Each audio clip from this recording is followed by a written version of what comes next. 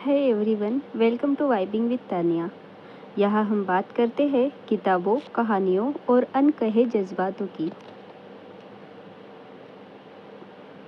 एक ऐसा प्यार जिसकी वजह से 6 लोगों की जान चली गई। एक ऐसी दुश्मनी जिसने 2 हंसते खेलते परिवारों को बर्बाद कर दिया।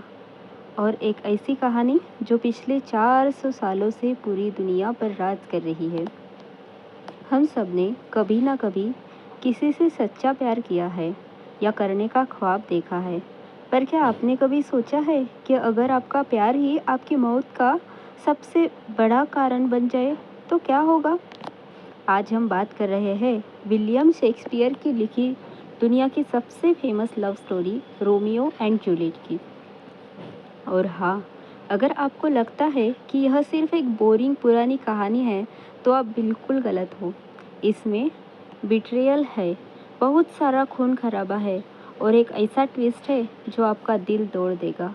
वीडियो के बिल्कुल एंड में आपको इस कहानी का एक ऐसा हिडन सीक्रेट बताऊंगी जो शायद ही किसी को पता होगा। तो दिल थाम कर बैठिए और इस वीडियो को एंड तक ज़रूर देखना। कहानी शुरू होती है इटली के एक खूबसूरत शहर वेरोना में। वहाँ 2 बहुत बड़े और अमीर परिवार रहते थे, कैपुलेट्स एंड मैंगेट्स। इस दोनों परिवारों में पुश्तौनी दुश्मनी है। मतलब बात बात पर इनके नौकर और घर वाले बीच सड़क पर तलवारें निकालते हैं। वहाँ के राजा ने साफ कह दिया है कि अगर अब किसी ने भी शांति भंग की तो उसे मौत की सज़ा मिलेगी। अब एंट्री होती है हमारे हीरो की, मतलब रोमियो की। रोमियो ना थोड़ा सा आशिक मिजाज लड़का है। शुरुआत में वो रोजलिन नाम के एक लड़के के पीछे पागल होता है जो उसे घास तक नहीं डालती। रोमियो का दिल टूटा हुआ और वो देवदास बनकर घूम रहा है। ठीक है, तभी कैपुलेट परिवार के घर की एक बहुत बड़ी मास्क पार्टी होती है। रोमियो के दोस्त बेनवोलियो ने उसे ज़बरदस्ती उस पार्टी में ले आते हैं ताकि वो रोजालिन को भूल सके। पर वहाँ जो होता है उसने पूरी दुनिया का इतिहास बदल दिया। जैसे ही रोमियो पार्टी में एंटर करता है उसकी नज़र पड़ती है जूलियट पर। जूलियट सिर्फ 13-14 साल की एक मासूम लड़की है।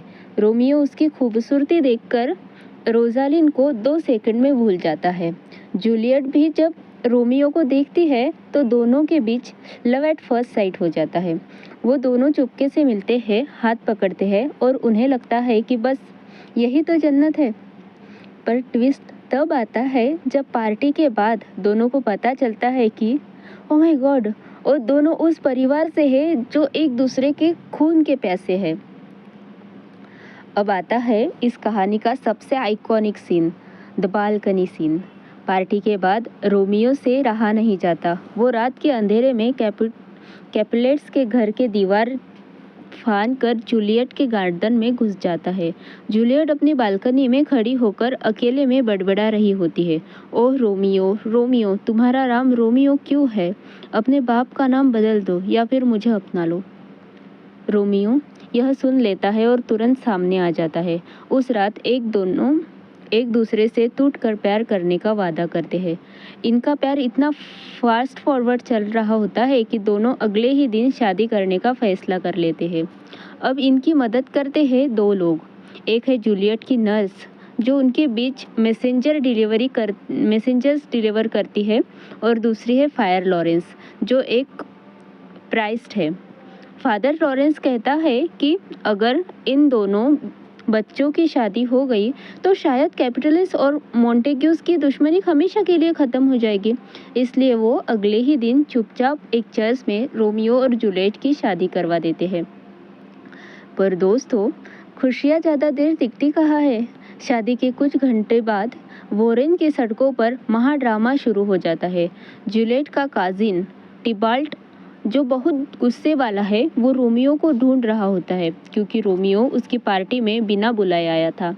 सड़क पर रोमियो का दोस्त मार्क्यूशियो और टिबाल्ट आमने सामने आ जाते हैं। रोमियो वहां पर पहुंचता है और लड़ाई रोकने की कोशिश करता है क्योंकि अब टिबाल्ट उसका साला बन चुका है। पर रोमियो के बीच में आने की वजह से टिबाल्ट धोखे से मर्क्यून्सिस को खून कर देता है। अपने सबसे पक्के दोस्त की मौत देखकर रोमियो अपना आपा खो बैठता है। गुस्से में पागल होकर रोमियो तलवार निकालता है और टिबाल्टो को मार डालता है। सोचिए, अभी कुछ देर पहले शादी हुई थी और अब हीरो ने हीरोइन के भाई का खून कर दिया। वोरेन का राजा वहां आता है और गुस्से में रोमियो को मौत की सजा तो नहीं देता, पर उसे वोरोना शहर से हमेशा के लिए निकाल देता है। अगर रोमियो वापस आया तो उसे मार दिया जाएगा। रोमियो को रोने धोने के बाद शहर से भागना पड़ता है। इधर जूलियट का बुरा हाल है। एक तरफ उसका भाई मर गया, दूसरी तरफ उसका पति शहर से निकाल दिया गया। पर मुसीबत यह खत्म नहीं होती। जूलियट के पापा उस पर दबाव बनाते हैं कि उसे काउंट पेरिस नाम के एक अमीर लड़के से तुरंत शादी करनी होगी। जूलियट रोती है, गिड़गिड़ाती है, पर उसे उसके पापा नहीं मानते। अब जूलियट जाती है फायर लॉरेंस के पास और कहती है कि अगर आपने मुझे कोई रास्ता नहीं दिखाया तो मैं खुदकुशी कर लूँगी। फायर लॉरेंस उसे एक बहुत ही खतरनाक प्लान बनाते हैं और जूलियट को एक जड़ी बूटी वाली दवा देते हैं और कहते हैं इसे शादी की रात से पहले पी लेना। इससे तुम 42 घंटों के लिए ऐसे सो जाओगी जैसे तुम मर चुकी हो। तुम्हारा परिवार तुम्हें मरा हुआ समझकर कब्रिस्तान में दफना देगा। इस बीच रोमियो को खत भेजकर सब बता दूंगा और हम दोनों आकर तुम्हें कब्रिस्तान से निकाल लेंगे। प्लान तो सुनने में अच्छा था, है ना? जूलियट घर जाती है और रोमियो उस दवा को पी लेती है।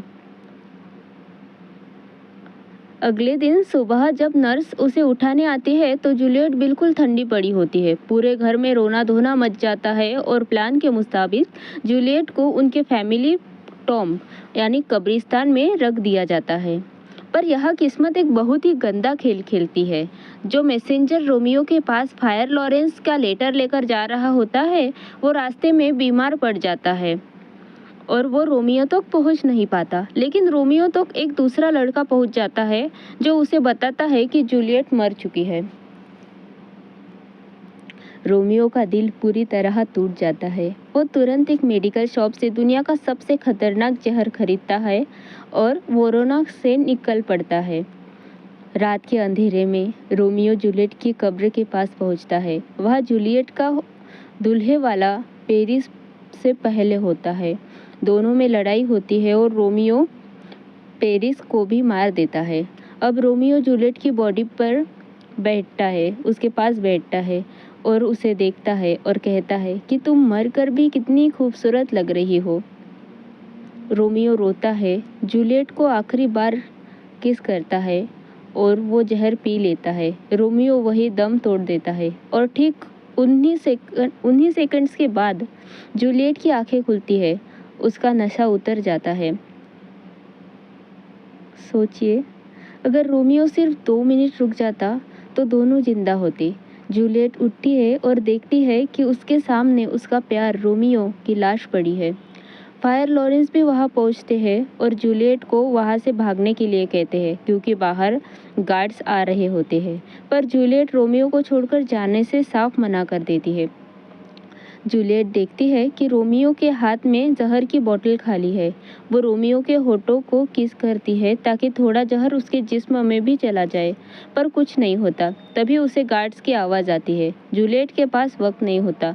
वो रोमियो का खंजर निकालती है और उसे अपने सीने में खोप देती है।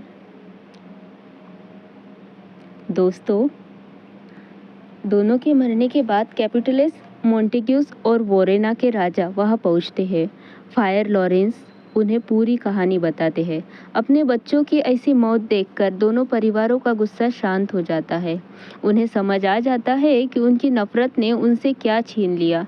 वो दोनों एक दूसरे का हाथ पकड़ते हैं और अपनी दुश्मनी हमेशा के लिए ख़त्म कर देते हैं और रोमियो जूलियट की सोने की मूर्तियाँ बनवाते हैं। तो दोस्तों, जैसा मैंने वीडियो के शुरुआत में वादा किया था, अब वक्त है इस कहानी का सबसे बड़े हिडन सीक्रेट का। क्या आपको पता है कि शेक्सपियर ने यह कहानी खुद नहीं सोची थी? यह असल में एक पुरानी इटालियन फोक स्टोरी पर बेस्ड थी और सबसे हैरान की बात है कि कुछ हिस्टोरियंस का मानना है कि 13वीं शताब्दी में वोरोना में सच में 2 ऐसे परिवार थे जिनकी दुश्मनी ने 2 आशिकों की जान ली थी। यानी यह कहानी कहीं ना कहीं सच्चाई से जुड़ी हुई है। आपको क्या लगता है, क्या रोमियो और जूलियट का यह कदम सही था या यह सिर्फ बचपना और जल्दबाजी थी? मुझे नीचे कमेंट में ज़रूर बताना। अगर वीडियो अच्छी लगी हो और आपका दिल भी इस समरी को सुनकर थोड़ा सा धड़का है तो प्लीज़ इस वीडियो को लाइक करें, दोस्तों के साथ शेयर करें और वाइबिंग विद तानिया को सब्सक्राइब करना बिल्कुल ना भूलना। मिलती हूँ आपसे अगले वीडियो में, तब तक के लिए keep loving, keep reading, bye bye.